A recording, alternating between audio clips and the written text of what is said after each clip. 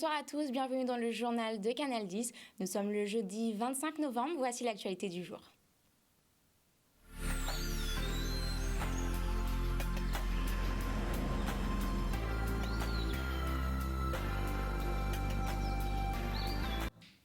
Olivier Servat rappelle les mesures obtenues à Matignon. Premièrement, les pompiers ne seront pas suspendus mais devront faire des tests PCR régulièrement pour pouvoir soigner la population.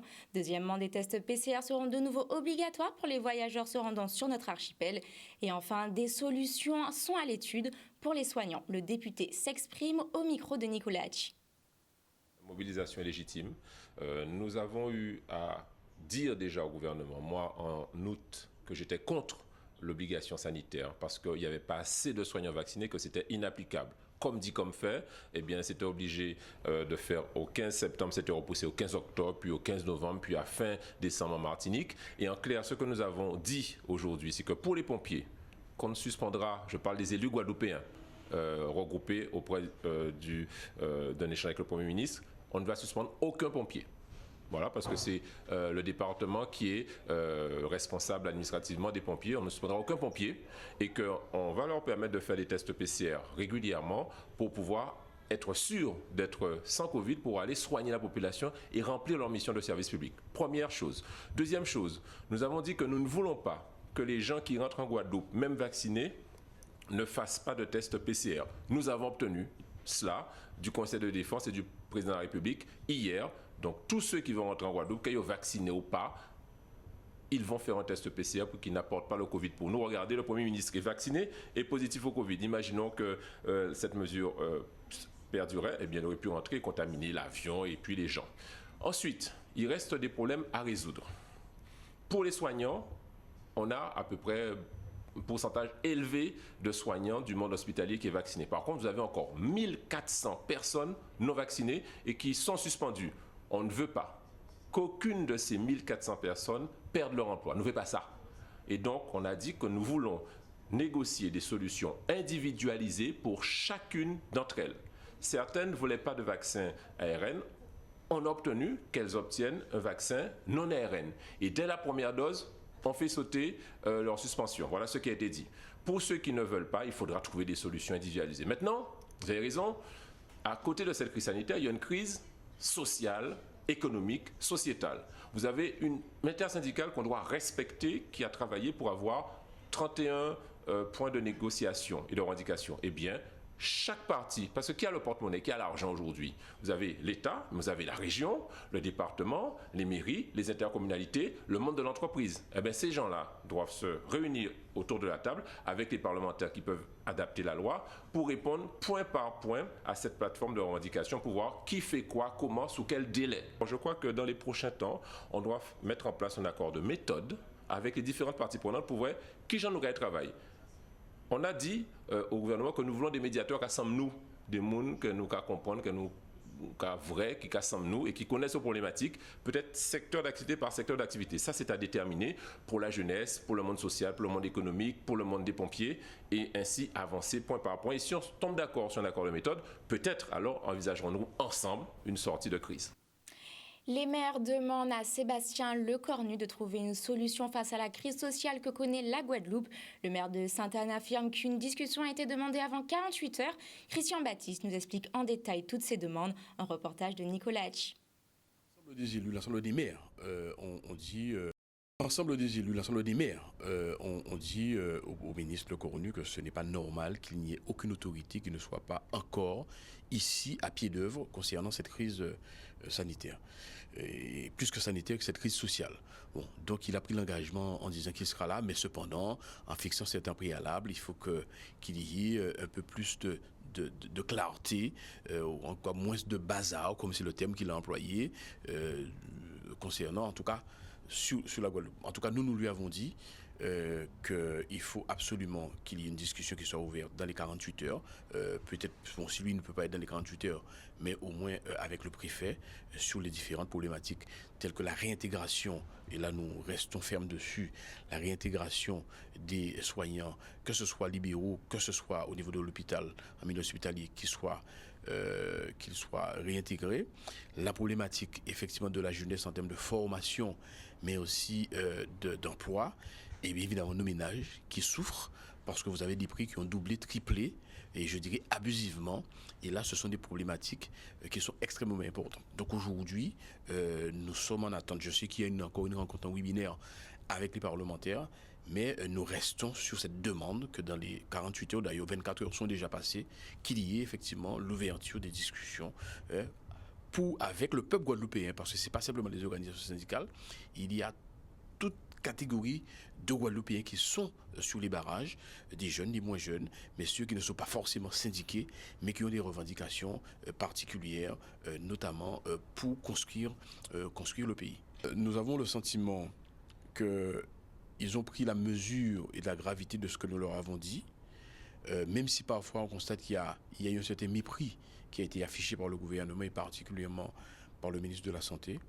Mais nous avons effectivement le sentiment qu'il y a une écoute et que ce dont nous avons fait état, je ne dirais pas seront systématiquement pris en considération, mais surtout, on a bien compris que ce problème, qui de toutes les façons, il est éminemment politique, parce qu'il y a un certain nombre de décisions qui ne dépendent pas de nos élus locaux, notamment des maires ou en tout cas de parlementaires ou autres. Donc nous avons aussi abordé ce débat sur la domiciliation de la responsabilité politique.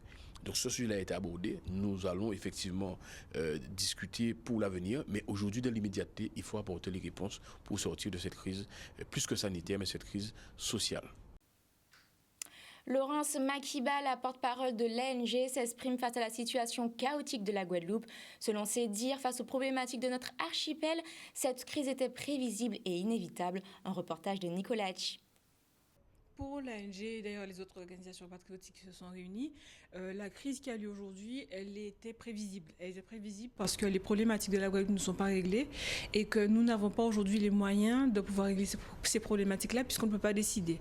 Et qu'on est toujours lié à Paris à demander c'est ce qui est en train de se passer là maintenant. C'est-à-dire que pour régler les problèmes qui se passent aujourd'hui, on n'a pas les moyens de se protéger, on n'a pas les moyens de décider nous-mêmes. On est obligé d'attendre que M. Lecornu veuille bien recevoir, discuter avec les uns et les autres pour trouver des solutions. Donc notre position est de dire que c'est pas normal qu'on en arrive à de telles extrémités, que des gens passent 4 mois à dire qu'ils veulent organiser leur métier et comment travailler ou au moins être reçus pour trouver des solutions et qu'on les nie comme ça. Et ça fait 20 mois que c'est comme ça fait 20 mois qu'on nie les Guadeloupéens, les responsabilités guadeloupéennes aujourd'hui, puisque on a bien vu que le pouvoir est centralisé entre les mains de 2 fonctionnaires. Ce qu'on voudrait, c'est vraiment lancer un appel et de dire qu'il faut collectivement que les Guadeloupéens aient le courage de se poser les bonnes questions, aient le courage de parler de comment on peut s'organiser différemment en Guadeloupe, comment on peut prendre des décisions en Guadeloupe, comment on peut avoir une certaine souveraineté. On peut regarder ce qui se fait ailleurs. En Kanaki, comment ils ont géré la problématique de santé, ils ont vraiment beaucoup moins de morts que nous. Comment ça s'est passé en Polynésie, comment ça s'est passé même dans les îles qui sont à côté de nous, parce qu'elles sont capables de décider de se protéger. Et qu'aujourd'hui, on n'est pas capable de se protéger. Et que ce qui se passe depuis 20 mois, qui nous éclate à la figure et qu'on voit tous les jours, c'est la même chose qui se passe quand c'est pour le Zika, pour le chikungunya, pour l'école et pour tous les secteurs de notre vie. On a aujourd'hui un chômage des jeunes qui est extraordinaire. On a des résultats au niveau de l'école avec une bonne partie des jeunes qui se retrouvent en difficulté, qui sortent du système scolaire sans diplôme depuis des dizaines d'années. On a un CHU qui est en plein délabrement et on a un État qui fait comme si c'est un cadeau qu'il nous fait. Il faut aujourd'hui qu'on prenne nos responsabilités collectivement, qu'on prenne le temps de voir comment on peut nous décider en Guadeloupe, comment on peut gérer nous-mêmes ces questions-là. Et donc ça demande de se poser la question de comment on peut financer, comment on finance une santé, comment aujourd'hui, quel est l'état de la santé en Guadeloupe aujourd'hui, au niveau des déserts médicaux, au niveau des gaspillages aussi, parce qu'il y a du gaspillage, au niveau du manque d'investissement dans la prévention. Il y a plein de questions à se poser et on ne peut plus se dire il y a urgence, il faut qu'on parle d'autre chose et on ne se pose jamais les questions et dans 10 ans, on se retrouve dans les mêmes situations. Évolution statutaire, en sachant que statut, c'est un outil. Un statut, c'est un outil. C'est quand on a décidé de ce qu'on veut faire qu'on met l'outil qui va avec. Donc la première question, c'est de se dire qu'est-ce qu'on est capable de faire ici en Guadeloupe, quels sont nos atouts, parce qu'on a des atouts, quelles sont nos difficultés et comment on peut, en gérant nos finances nous-mêmes et en prenant les décisions nous-mêmes, nous organiser. Nous sommes allés à la rencontre des commerçants de Guadeloupe. En effet, les pêcheurs et les autres marchands essayent de s'adapter malgré la situation difficile. Ils nous expliquent que les barrages empêchent à la population de venir faire ses courses. Cependant, ils restent positifs devant leur stand. Un reportage d'Olivier Félix. Eh bien, là, non, j'ai envie de là déjà raide, mais là, une pire encore. Mais comme Pec Guadeloupe est un habitant local, alors nous avons démarré, nous avons pas de manœuvre. C'est travail pour travail. Ah oui, le peuple est un habitant local, là, regardez, nous avons des offres à eux, belle ticola, nous avons des bougots à eux, titon à eux. Nous n'avons pas avant, mais nous avons des bonnes positions. Les jeunes ne font pas comprendre, ça nous ne fait pas nous brûler, craser. Nous bien besoin de pour cailler poisson là. Alors des jeunes qui venir cailler poisson là, il faut faire un petit l'argent des poches. Encore une mobilisation là, mais ça on ne fait pas craser, il ne fait pas brûler. Vous pouvez parler, vous pouvez habiter, faire marcher, faire marche, mobiliser avec voiture. Mais les affaires brûler là, craser ça aujourd'hui, on ne peut pas craser ça aujourd'hui. Parce que Guadeloupe, c'est trop belle pour casser mon poubelle loin là. Ben, nous ne pouvons pas dire que ça va passer bien pour nous parce que vu la situation économique, tout ça, donc nous avons un petit magasin pour nous vendre mon poisson. Mais les personnes qui ont quand même, clients, nous avons venir, nous avons porté manœuvre, ils ont venir quand même. Ben, là, nous avons une petite pénurie quand même de l'espèce, puisque nous avons plutôt qu'à payer avec carton de comme ça. On m'a dit, mais si ça continue comme ça, nous sommes obligés de rentrer en cirage. Nous sommes obligés de rentrer en cirage, pas de choix. Pas mauvais. Nous avons pris un chemin, nous avons pris tout partout pour nous arriver ici. Alors, vraiment, c'est difficile pour nous-mêmes. Voilà, très difficile. On va essayer de faire des petites courses pour nous partir avec. Et puis, nous là, nous allons faire comme tout le monde. Voilà, nous pouvons payer à nous aussi. Hein. On dit, nous ne pouvons pas payer à nous. Hein. Le mouvement, oui, c'est bien le mouvement. Mais c'est tout ça qui a embêté nous, c'est casser, briser là, c'est pas bien ça. Casser, brûler, casser magasin, c'est pas bien du tout. Donc on fait manifestation là, honnêtement et proprement. Mais problème, enfin on se mène à Casamance, on va pas venir vendre. Route barrée, rivière des Pères. Moi c'est sous bail fan habité. On pas te passer. OK. Et qui joue de café? C'est la Casamance. Avec marchandise justement. On met on l'opède. Vous perdez le marchandise? Bien sûr. Pourquoi vous prenez le mouvement là? Ouais. Vous d'accord avec ça, vous avez fait? Oh, mais ça veut faire. Mais c'est fait pour pas de faire, il y a faire. Pas obligé. Après la crise Covid, maintenant place à la crise sociale en Guadeloupe.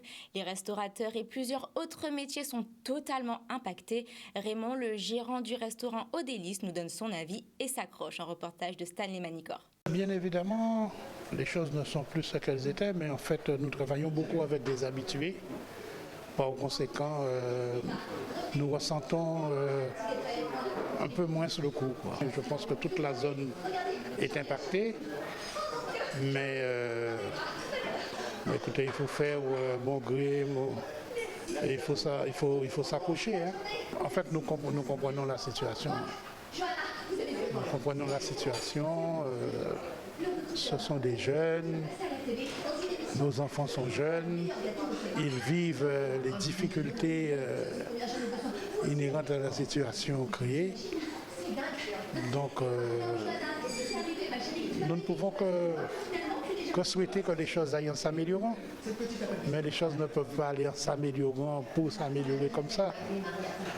Il faut que cela puisse déboucher sur quelque chose, même si nous avons mal, mais nous comprenons. Difficilement, très difficilement. Mais comme je vous dis, on s'accroche, hein. On s'accroche, on n'a pas le choix de toute manière. Puisqu'il faut continuer l'activité. Mais je pense que les difficultés sont les mêmes pour tous. Hein. Personne n'y échappe. Hein.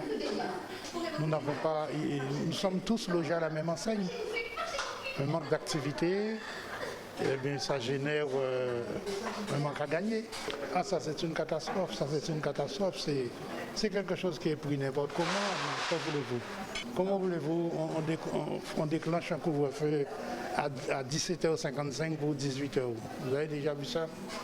Le service du soir, on n'y compte pas. Hein. C'est compliqué aujourd'hui, mais je crois qu'il faut être optimiste. Hein. On se relèvera. Le pays s'est toujours relevé, on se relèvera. Ça ne sert à rien de rester là et de pleurer, pleurer, pleurer, pleurer.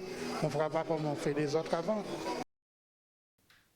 On parlait des restaurateurs, maintenant place aux éleveurs. En effet, les abattoirs ne fonctionnent plus normalement, ce qui impacte fortement l'activité des éleveurs.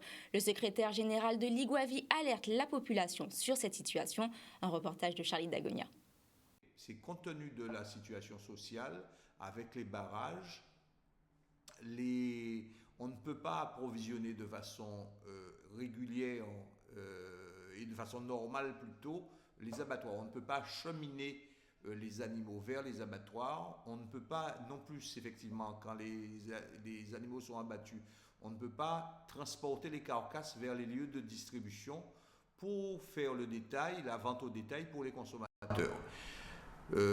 Les abattoirs ne peuvent pas tourner parce que pour qu'ils puissent fonctionner, ils ont besoin de salariés. Si on prend le cas de l'abattoir du Moule, c'est une équipe d'environ 23 personnes sur la chaîne. Eh bien, cette semaine, en début de semaine, la semaine dernière plutôt, il y a eu 8 personnes effectivement sur la chaîne. Et donc on ne peut pas faire fonctionner parce que les personnes ne peuvent pas circuler. Et l'autre problème effectivement qui est dramatique, c'est que nous avons des élevages répartis sur tout le territoire, en Côte-sur-le-Vent, sur la Grande Terre, d'une façon générale en Nord-Basse-Terre, sur la Côte au Vent. Ces élevages-là, ce sont des élevages, effectivement, ce sont des élevages, effectivement, avec des unités donc, qui permettent donc à des personnes de vivre de leur activité. Eh bien, on ne peut pas les nourrir parce qu'on ne peut pas transporter l'aliment. L'aliment sort effectivement de Jarry pour être transporté par camion sur l'ensemble des élevages. Aujourd'hui, eh bien, ces animaux-là ne sont pas nourris. Nous avons besoin donc de pouvoir circuler, que les camions et les salariés qui font fonctionner les abattoirs puissent circuler facilement. Je ne dirais pas librement, mais facilement, qu'ils puissent accéder aux abattoirs et que les camions qui transportent la viande, les animaux vivants et qui transportent l'aliment puissent accéder aux différents élevages. Nos élevages sont connus, nous connaissons les points de vente, nous connaissons les circuits effectivement que nous avons l'habitude d'emprunter pour livrer donc les marchandises, les aliments et approvisionner les exploitations. Taxiboat en action face au barrage. Certains ont trouvé des solutions pour se déplacer et cela en bateau. Passagers et marchandises, tout y passe. Une vacancière nous donne son ressenti. Un reportage de Grégory Laps. Le bateau là, ça qu'on dit, son bateau à utilisation commerciale. Il est fait pour ça. On peut transporter passagers en ligne. Donc, moun Sainte-Rose, moun qui si Sainte-Rose, il a crié moi, a mené yo Sainte-Rose la Pointe. On a fait la navette. Il peut créer sa taxiboat, on a fait la navette. Et nous avons notre bateau qui empêche, parce que bon, lui c'est des marchandises pour les boulangers, pour les commerces qui sont Sainte-Rose, qui ont alimenté les commerces en marchandises. Nous avons mené tout le bulletin, juste 5 cahiers. Hier, nous menons 9 ou 10 cahiers. Alors on doit aller prendre notre vol à Pointe-à-Pitre et le pont de la Boucan est fermé. Alors, en tout cas c'est compliqué de passer en tout cas avec des bagages. Donc on a préféré prendre une dernière excursion en Guadeloupe. Donc on va prendre le bateau pour retourner à l'aéroport. Alors il y a un groupe WhatsApp Guada qui donnait cette possibilité-là. En fait on s'est renseigné assez tôt puisqu'on a su que le pont de la Boucan était fermé et on a eu un numéro de téléphone. Un ami aussi en France nous a dit mais vous savez, il y a des gens qui font la traversée. Les gens qui parlent que il y a des gens cher. Non, 50 €. 50 €, Sainte-Rose la Pointe. Les gens qui disent ça cher. Si on un taxi normal, voiture pour descendre Sainte-Rose, il y a 96 € en voiture. Pour ça qu'on bateau, une consommation à essence en bateau, à pas même une voiture. Et l'intérêt sur ça, c'est vraiment le côté ravitaillement pour les commerces. Parce qu'il y a beaucoup de barrages, mais là aussi barrage, il faut manger aussi. Oui, je comprends le mouvement. Je comprends. De toute façon, un mouvement social, c'est un mouvement social. Nous, on est des touristes. On est probablement les gens qui sont les moins impactés en Guadeloupe. Les gens qui sont impactés, ce sont les gens qui ont du mal à s'approvisionner, du mal à aller travailler, du mal à se déplacer. Nous, On est là, on va à la plage, on se balade. Nous, on est les moins impactés dans l'histoire. En ce moment, même si vous avez pêché, vous prenez poisson, vous avez du mal à vendre. Ça qui est plus difficile, la population là de venir si rapide pour acheter poisson. Moi, en vendre poisson si rapide, c'est compliqué. Donc ça ne va pas servir à rien que vous ayez la pêche, ou fond sur pêche, et vous trouvez entre guillemets embarrassé. On y a des gens qui disent, bah moun li, mais on ne peut pas bah moun li, parce que vous pouvez engager frais. En bateau, pas marcher avec de l'eau. Nous, on était au niveau de Sainte-Rose, donc on a continué à aller à la plage vers la Perle, etc. On a même pu continuer à aller plonger à des haies, puisqu'on est plongeuse. Et voilà. On n'a pas pu faire la soufrière, on n'a pas pu aller plonger à Trois-Rivières. Il y a plein de choses qu'on n'a pas fait, et donc on reviendra, c'est sûr.